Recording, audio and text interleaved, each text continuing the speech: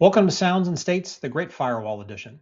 China's history as a global powerhouse dates back centuries, and it continues to dominate global politics and economics as the world's largest, most stable communist country. China's recent and rapid economic development has made it a global force for economics, but its political and economic ties make it a controversial but central figure in globalization.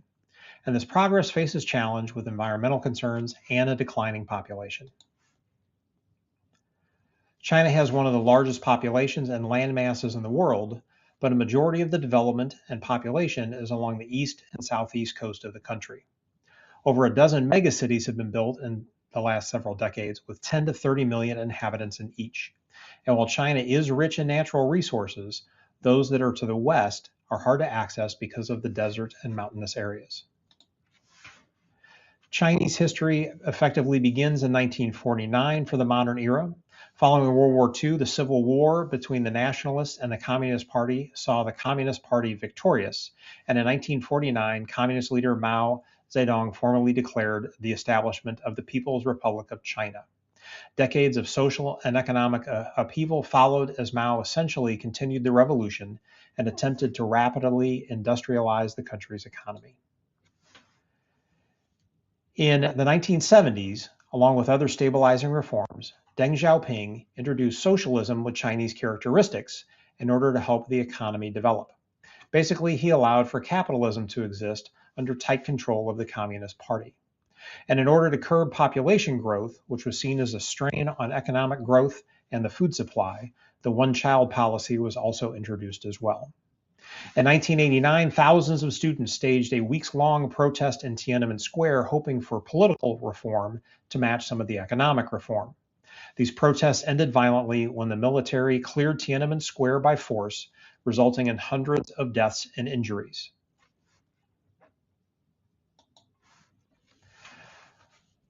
While China's government may have three branches, it is far from democratic.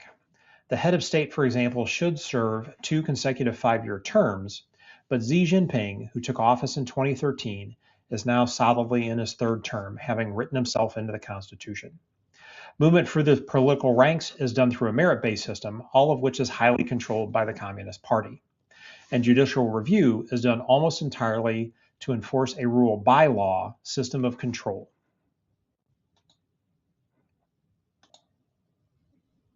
China's massive population is predominantly Han, which results in other ethnic groups facing social and economic barriers as well as outright oppression in the case of Uyghurs, Tibet, and other groups. The Chinese Communist Party dominates every aspect of social and political and economic life. Rapid economic growth has created challenges in urban and rural inequalities, but there has been a significant expansion of the middle class. NGOs exist in a very limited capacity, very much controlled by the government, but NGOs do exist in the areas of environmental issues and local healthcare.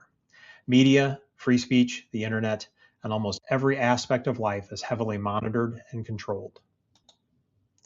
Internally, China's declining birth rate and an increase in the number of male citizens as a result of the decade-long one-child policy has resulted in a shrinking workforce and a growing population of elderly. Applying the one country, two systems to Hong Kong is resulting in resistance there to reforms led by the CCP. And massive economic changes have created massive environmental challenges with pollution as well. Externally, ongoing tensions with Taiwan as part of the one country, two systems has flowed over to international relations. And expanding economic influence across the globe, including South America, the Middle East, and Asia, with the Belt and Road Initiative, has been a cause of concern for the West. Supportive regimes in Russia, Iran, and North Korea have also created challenges for China's other economic and political ties. Thanks for watching. Copies of this presentation and other course country basics can be found on Substack for Sounds and States. And be sure to check out the other course country videos here on the YouTube channel.